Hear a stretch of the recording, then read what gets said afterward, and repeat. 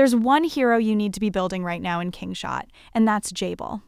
If you're sleeping on her, you're basically handing free wins to everyone else in your server. In this video, we're covering everything about JABEL. Her skills, her gear, her widget, when it's time to replace her, and, most importantly, how to unlock her without spending a dime. This is the complete JABEL breakdown. Let's dive in. What's up, everyone? This is Bull OP Strategy. Welcome back to the channel. I've been putting in serious hours in Kingshot lately, and I keep noticing the same mistake from players over and over. Some are ignoring JABEL entirely, while others are burning their precious universal shards on her when there's no need to. Both approaches are wrong, and by the time this video wraps up, you'll know exactly how to handle her correctly. Let's start at square one. Why is JABEL actually worth your time? It comes down to this. JABEL is one of the very few legendary orange rarity heroes you get access to right when a new server opens. And here's the kicker. She's the only orange cavalry hero available that early. Nothing else competes with her in that slot at that point in the game. But being rare doesn't automatically make a hero good. Her kit is what actually earns her the hype, and it's genuinely strong. Let's start with her conquest skills, since these are what carry you through arena matches and PvP. Her first skill, Gallant Throw, is a wide area attack that hits every enemy in range, rather than a single target, and it also pins them in place for a second and a half. That might sound minor on paper, but in the chaos of a conquest battle, a second and a half is basically a full lockdown. Enemies are frozen while your troops keep attacking uninterrupted. It's brutal. Her second skill, Brave the Storm, is simpler. It just dumps a massive chunk of raw damage onto a single target. No gimmicks, just pure destruction, which fits her role as a DPS-focused hero. Her third skill, Persistence, kicks in once her health falls under 50%, boosting her attack speed by 50%. This is the least impactful of the three, since by that point, she's usually lost a good chunk of her troops, so the overall damage output isn't as high as it sounds. Still, it means she keeps fighting hard even while she's on the ropes. All three of her conquest skills revolve around damage, and she delivers on that promise every time.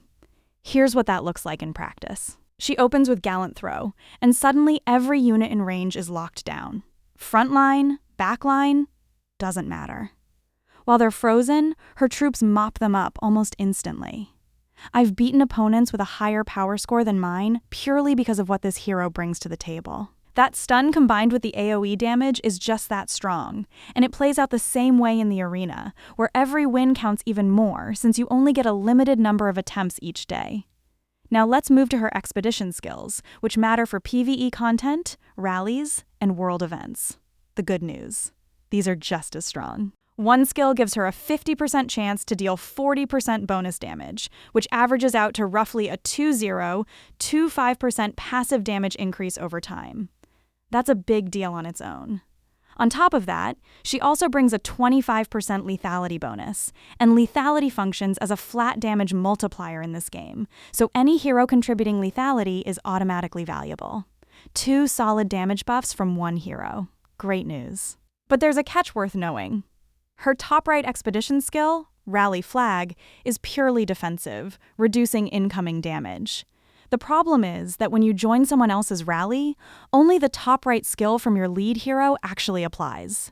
So if you're jumping into a bear rally or most other PvE events, Rally Flag contributes nothing. You want offense there, not defense. That means you shouldn't put JABEL in your first slot when joining rallies for PvE content. But flip the scenario. If she's leading the rally or defending a garrison. And she becomes incredible, since her 2 offensive skills combine with that defensive one to make her a genuine powerhouse. Simple rule. JABEL excels as a rally or garrison leader, but skip her as your lead when joining someone else's PvE rally. Now on to gear, because it makes a real difference for her. Since she's an offense-oriented cavalry hero, focus your resources on 2 pieces above the rest, the helmet and boots. These give cavalry lethality out in the open field and hero attack during conquest, exactly the stats an aggressive cavalry hero wants. The gloves and chest piece lean more defensive, adding health and defense, which are fine, but not your priority here. Pour your best forge hammers into maxing out the helmet and boots first, ideally getting them to level 40, and leave everything else at a lower level for now. Her widget, the Greaves of Fate, is next. It boosts her conquest stats broadly and adds lethality and health for expedition, both valuable. Hitting widget level 5 unlocks a skill granting 30% extra damage, which is a serious bump.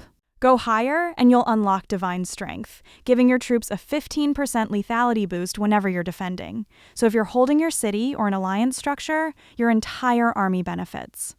One crucial thing to know about widgets: when you eventually swap JABEL out for a newer hero, her regular gear, helmet, boots, everything, transfers over cleanly. Her widget, though, stays locked to her permanently.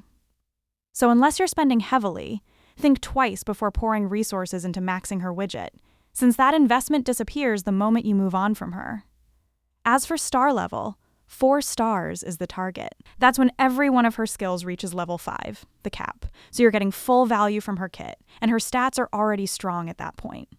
5 stars is better still, and worth chasing if you're a heavy spender, but 4 stars is the sweet spot for most players, free to play included. Here's the best part: you don't need to spend a single dollar to get her there. Skip using your universal shards on her entirely, because she's obtainable from nearly every corner of the game.